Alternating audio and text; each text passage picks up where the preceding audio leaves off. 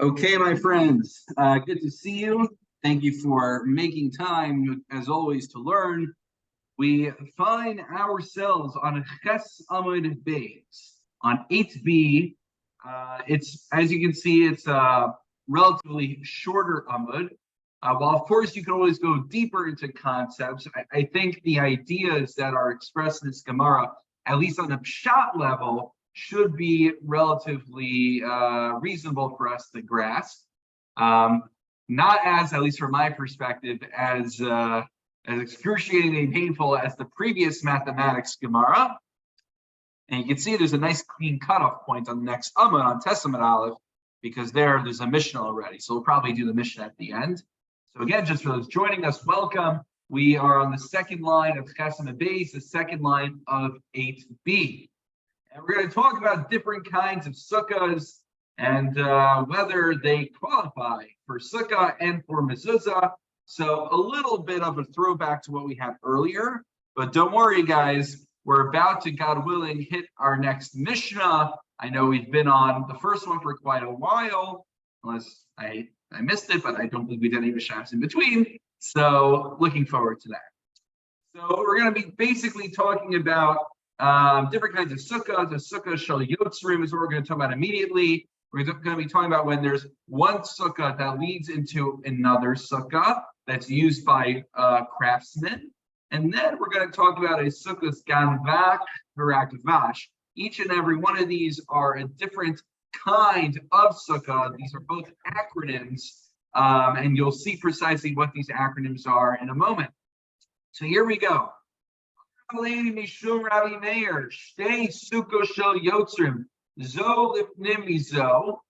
have two sukkahs, sukkah number one and sukkah number two. The way you get to sukkah number two is via sukkah number one. Nothing, I didn't bring any of the picture books or anything. This one should be relatively easy. Think the first one is essentially like an antechamber to the second one, okay? So what is the status of these two sukkahs vis-a-vis the laws of sukkah and vis-a-vis the laws of mezuzah? So here we go.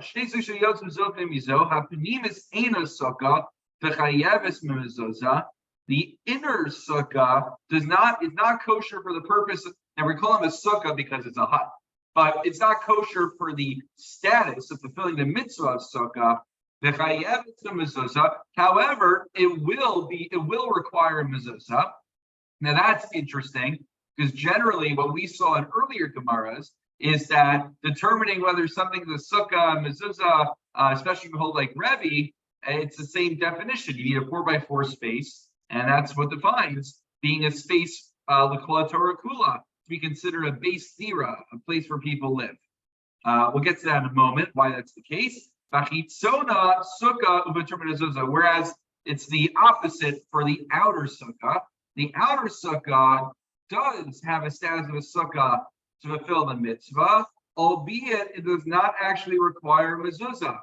So this is a really odd case. You would think we would be consistent. Why does the inner one require mezuzah but it's not a sukkah? Why is the outer one not need a mezuzah yet it counts as a sukkah?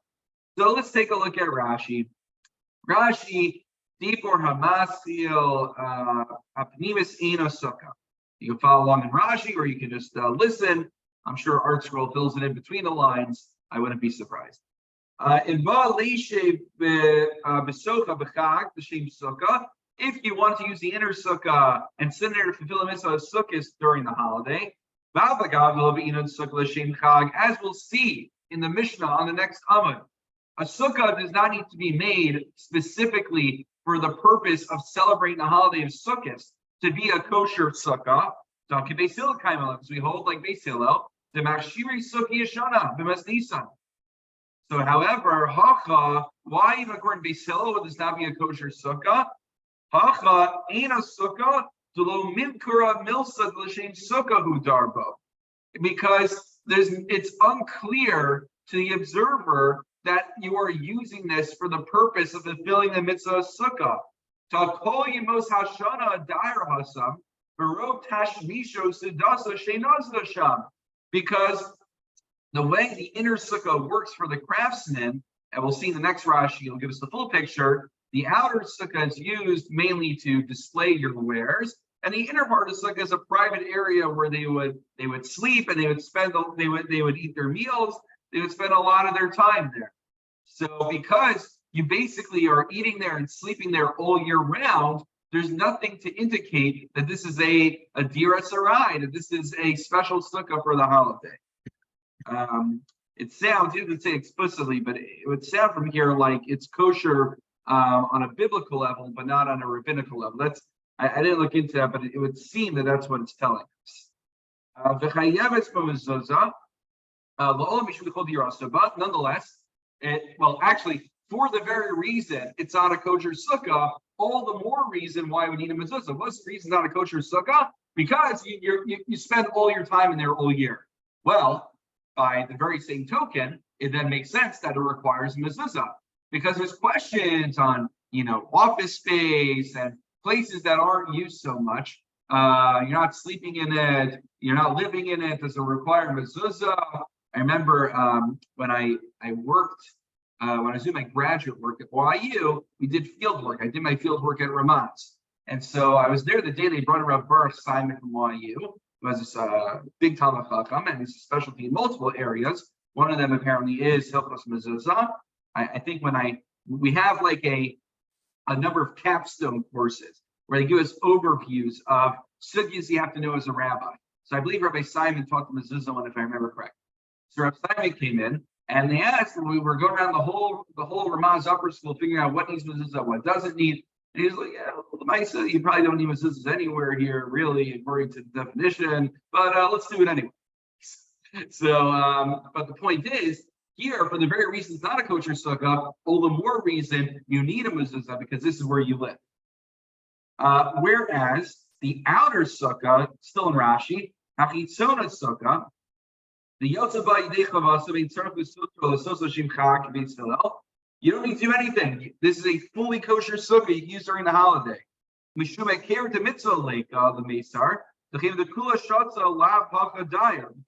you don't spend all your day in the outer sukkah. You don't live in the outer sukkah. The hashadarba, and now you are making that your primary residence for sukkahs. Ika bahekera. Now it is recognizable that you're doing something unique and different by setting up your residence in the outer sukkah. Got a question.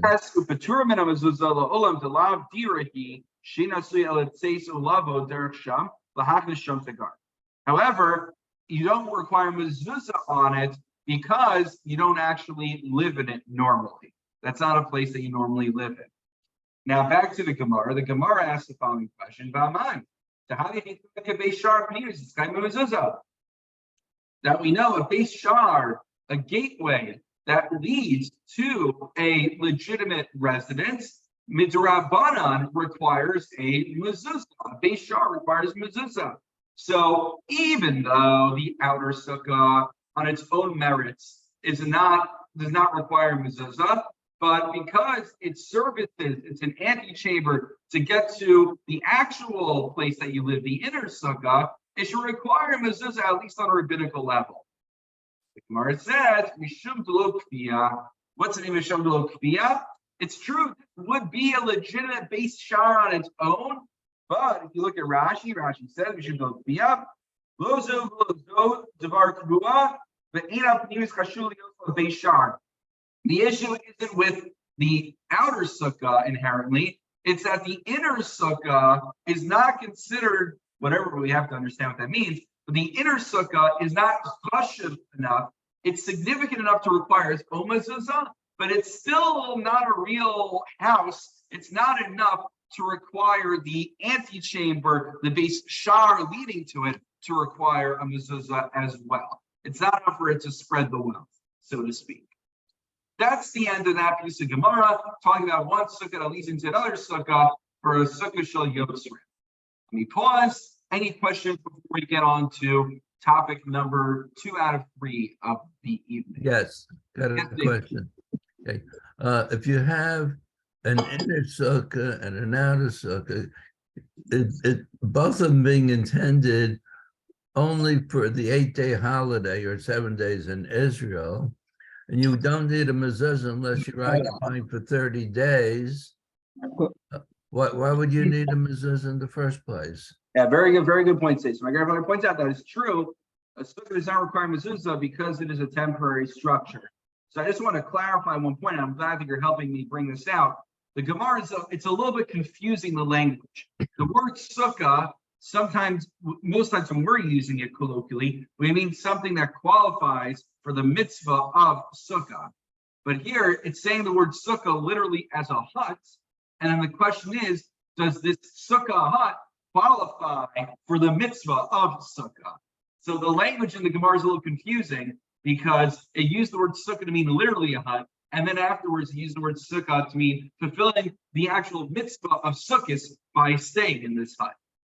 Is that? The point I'm making, it doesn't seem to make any difference to me whether it's temporary or that it's temporary. Whether it qualifies as a sukkah is beside the point from my question.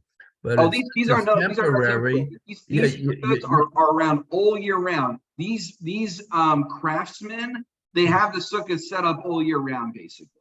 That's why we require a mezuzah, much more than 30 days.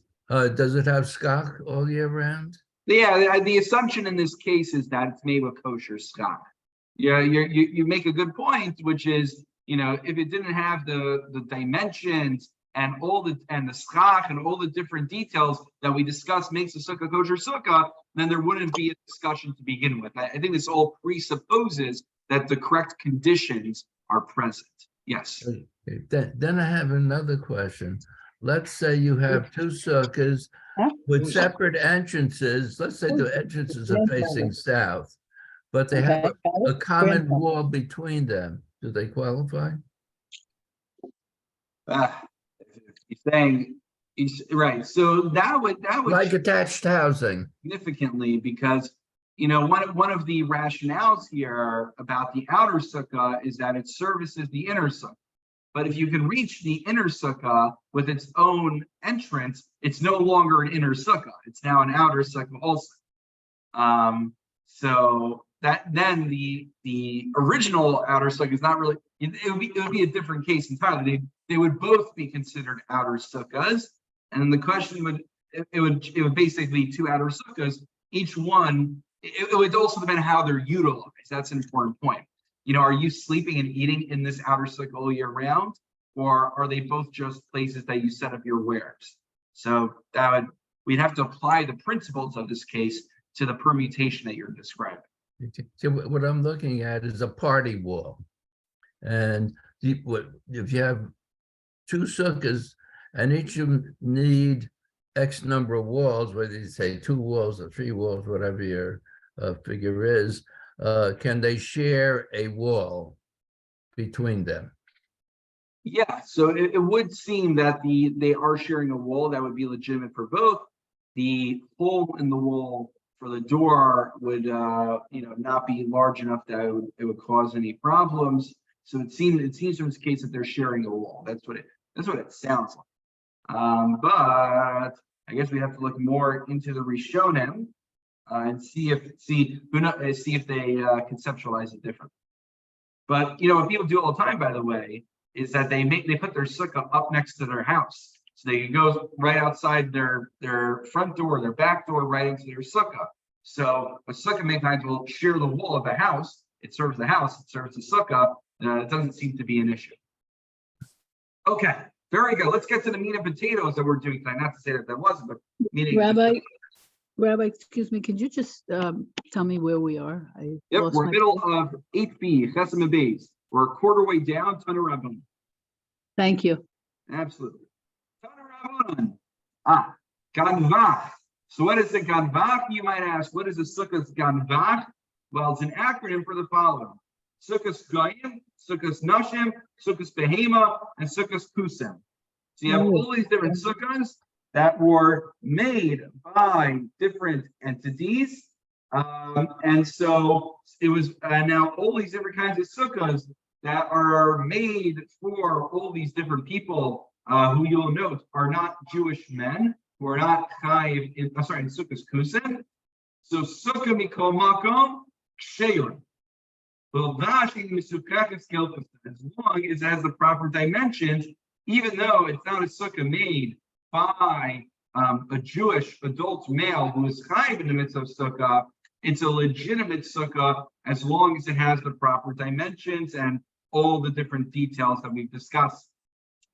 So what does it mean when the Brisa says,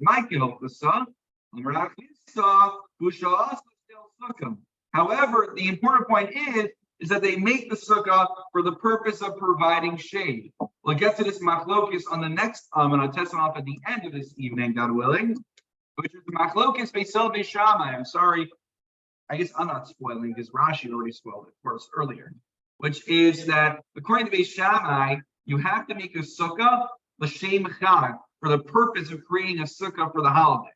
Whereas according to Beis Hillel, you don't need to make your sukkah specifically for the mitzvah of sukkahs, but you have to make it with the intention of it providing shade. If you're making it with the intention of providing shade, then it's a legitimate sukkah for the purpose of sukkahs. So basically, Beis Shammai says it has to be for the sake of the mitzvah. Beis Hillel says it doesn't need to be done for the sake of the mitzvah, just to provide shade.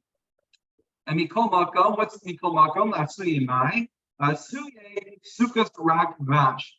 The mikol makom, which is throwing in a few other things, is referring to another category of dubious sukkos, which is called a sukkos rak vash. The Tana Rabbanan. Now you might ask, what is a sukkos rak vash? Sukkos rak vash, sukkos roim, sukkos kayatzim, sukkos borgin, and sukkos shomrei peros, and sukkos mikol makom. Sheira, Bashim Sukkah's Kilfasim. So a sukkah that is used by the shepherds, that's used by kayatzim, which Rashi tells us are those who watch all the figs out there drying up. Sukkahs Borganim, which are the city watchers, Rashi tells us, and Sukkah Shomrei Peros. It's self-explanatory. Those are watching the fruits, who are guarding it. And the sukkah mikol makom shera, as long as it has the proper dimensions. Same question. My kehelkasa, as long as it's made for the sake of providing shade, that's okay. It's a good sukkah. Mikol makom asuye mai. What do the words mikol makom come to include? Asuye sukkahs ganbach, to include the first category of sukkahs ganbach. Now you're going to notice, according to one brisa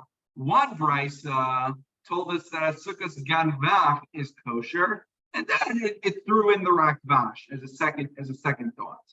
The other brisa taught us that a sukkah's rakvash is kosher, and then it just alludes to the sukkah's ganvach. So apparently, one brisa sees it as a bigger chiddush, as more of a mind-blowing revelation to tell us that a sukkah's ganvach is kosher. And the other brisa sees sukkahs rakvash as the more mind-blowing chiddush that we would not have thought otherwise. Now, what is the advantage of a sukkahs ganvach to rakvash, and what's the advantage of a rakvash to the ganvach that I would have had a reason to think that only one would be kosher, but the other one wouldn't? Then it necessitates telling us that both are kosher. So let's see.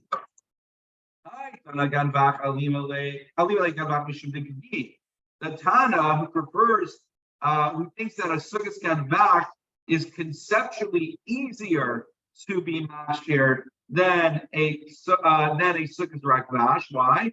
Because the ganvach is a proper sukkah. It's an established sukkah. Yes, it's being used by people who aren't necessarily obligated in the mitzvah, but it's a proper sukkah. It's staying where it's supposed to stay. It's not portable. It's not being moved around. It's not like one of those pop-up sukkahs that you see the Chabad people driving around with a pop-up sukkah on their bikes. Right? It's not something that's moving from place to place. So I would think that's the advantage.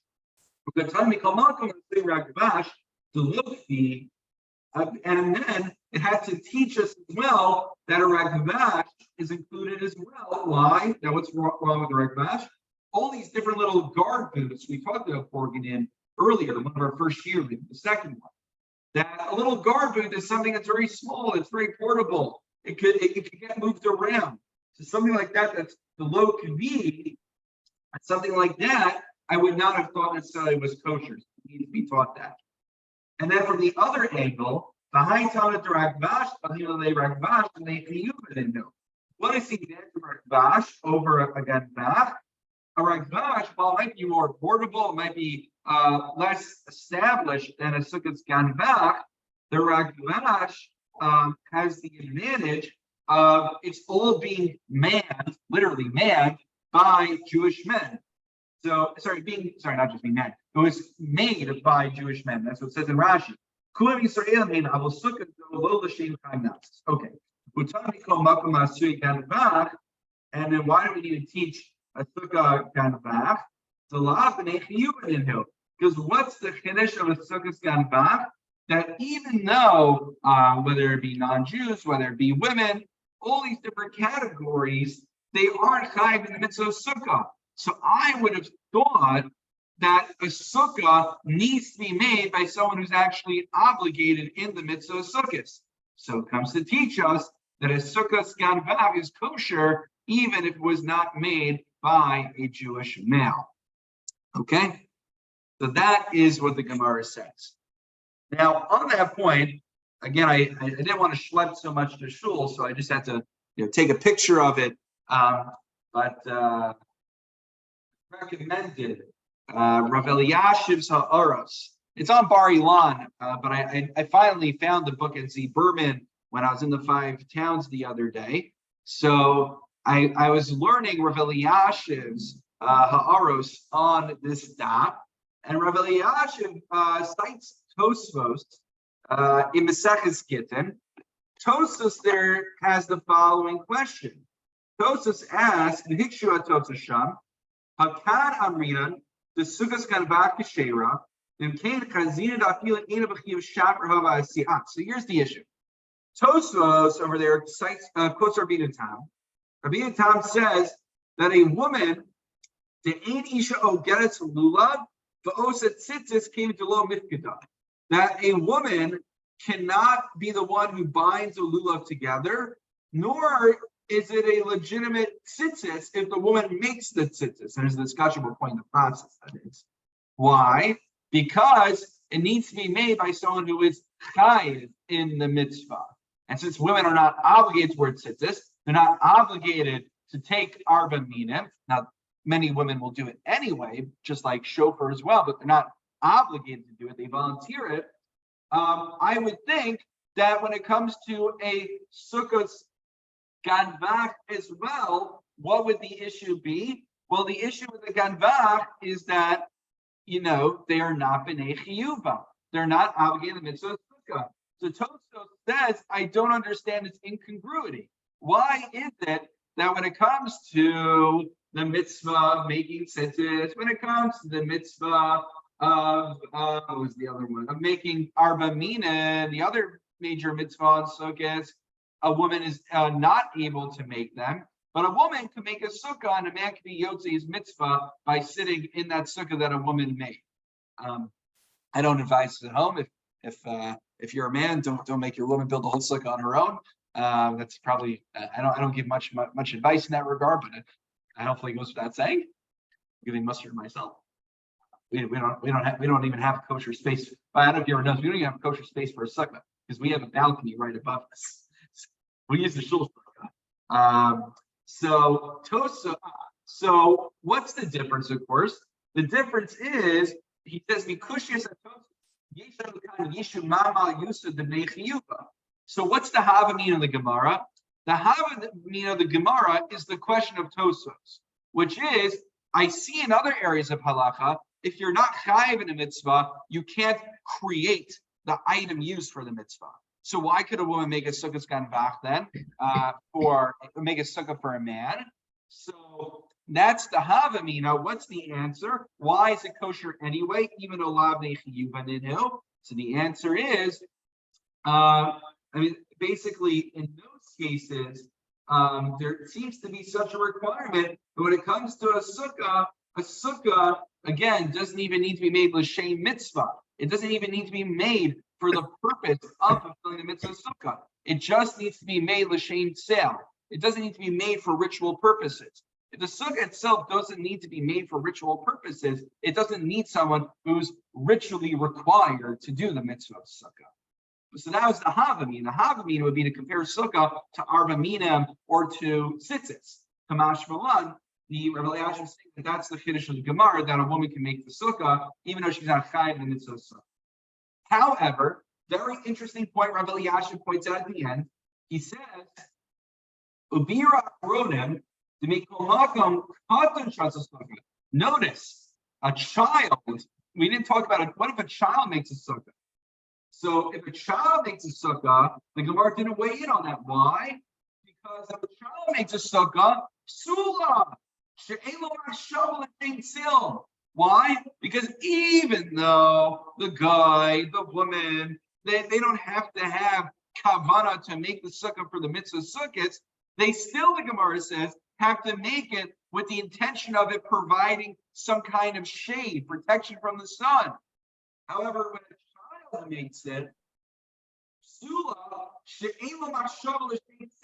because children don't really have das. Children don't really have the thought process that an adult has. And therefore, what does he say? Now, some of the Achronim suggest that would be no different than if magically the wind blew and all the boards and schach and everything came together on its own. That would not be a legitimate sukkah. So he says if a child makes the sukkah, it's no different than if the elements just blew all the walls and schach magically together. That's Rebbe Eliashib's point. Rabbi? Yes, Phyllis. Question? Yeah. Where did this business of the sale come from? I thought this, the purpose of a sukkah was to sit in the sukkah because it says you're supposed to. So why are we talking about sale? So Phyllis asks, why are we talking about sale? Why are we talking about shade? So for that, we need to refer all the way back to the beginning of the Masechta. If you recall, at the beginning of the Masechta, we said that sukkah, that is shechamasa meru mitzilasa psula, that a sukkah that does not provide enough shade is possible. And why? Why is that such an issue? So if you look in Rashi, fourth Rashi in the Masechta, Hamua batal barov, Fareu Kamisha Eno, Al-Shem Haschach Kuriya Sukkah. Because what is a sukkah?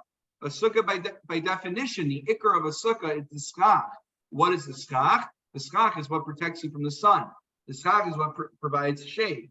So that's why if you don't make it for the sake of providing shade, there's something missing in its function as a sukkah. That's the primary purpose of a sukkah.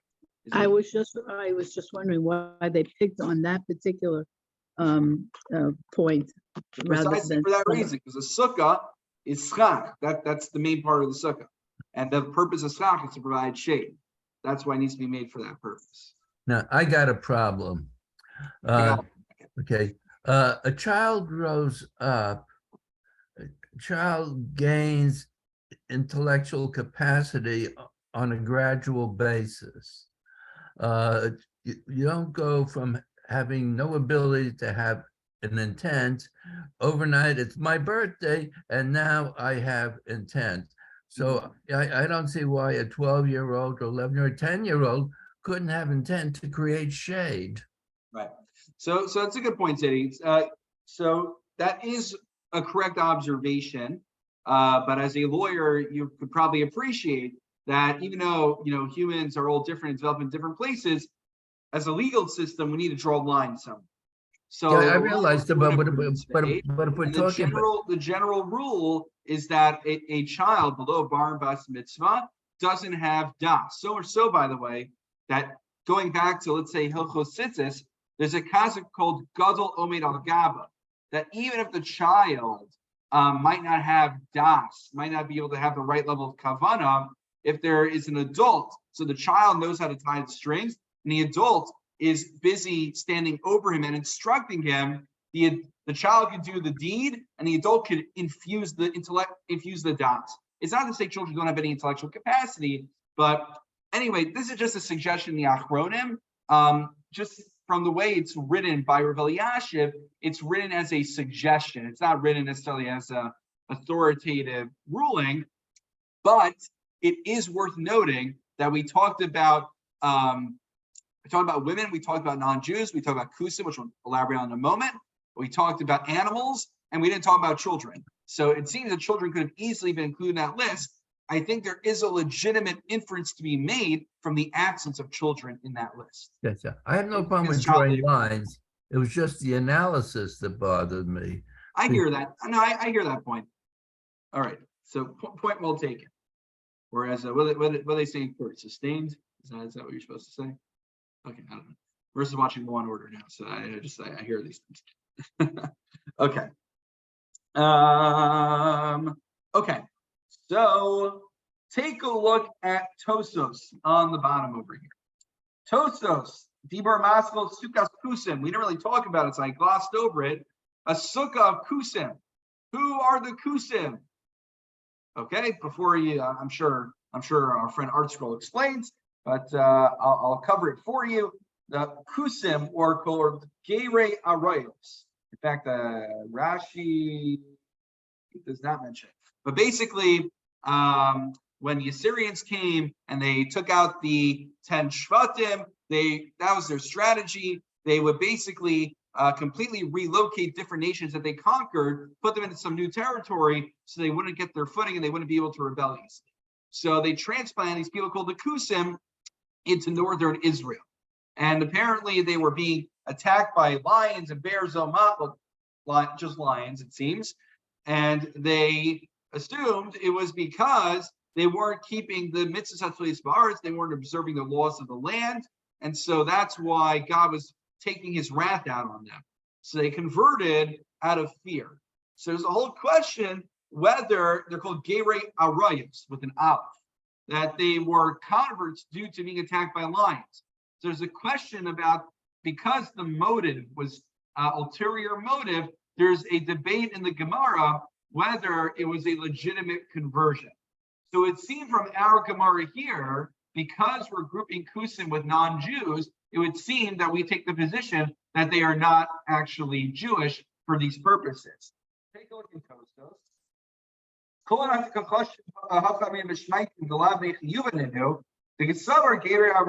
We assume that they are Geirei Arayos.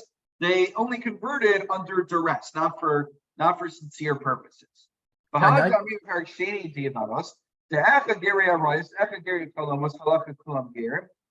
you look at the Gemara in Yevamos of down the days, it would seem to say that those who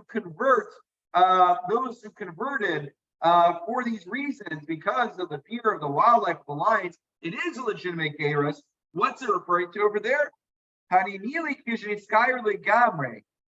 That's talking about when someone goes through. You have to understand what that means. That requires some more analysis. When they went through the full proper conversion process.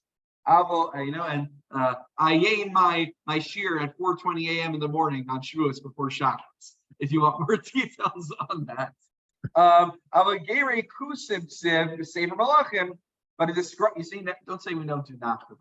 So as it describes the Kusim Sefer Malachim, as Hashem HaYireim, as Elohim HaYuovdim. Great line. That right? Supposedly they feared God, but they were still worshiping their foreign gods. So that's another opinion. But basically, this Gemara assumes that Kusim are not considered legitimate converts, and that's why they are grouped together in the Ganvach territory. Okay. Now, going to Testament Aleph, a new Mishnah, a new day, a new hope. Okay, I mean, nothing against the previous Mishnah, of course. So, this Mishnah, it's ironic. We actually really had to know this Mishnah a little bit to understand the previous Gemara. And as we read it, you'll see that we actually referred to it already. Sukkah Yeshana, Beis Shammai Posim, Beis Hillel Makshirin. You have an old Sukkah. What's an old Sukkah? We'll get to that in a moment. Beis Shammai says an old Sukkah is possible. A kosher, and a Beis Hillel says it's kosher. The Ezi Sukkah Yeshana, what is considered an old Sukkah? It was made more than 30 days before the holiday.